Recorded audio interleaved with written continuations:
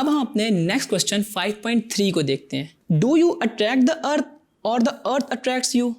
Which one is attracted with the larger force, you or the earth? बहुत simple question है। देखें, आपने force of gravitation को explain करते हुए देखा कि जो दोनों मैसेज हैं एक दूसरे के ऊपर सेम अमाउंट ऑफ फोर्स लगा रहे होते हैं। तो हमारा क्वेश्चन यहीं पे कंप्लीट होता है कि जो हम और अर्थ एक दूसरे पे सेम अमाउंट ऑफ फोर्स लगा रहे हैं। लेकिन आपको मैं एक बात बता दूं कि जो अर्थ है ना, अर्थ वो आप पे आपके वेट के बराबर फोर्स लगा रही है, यानी कि जितना आपका वेट है उतना ही आपका ग्रेविटेशनल पुल है।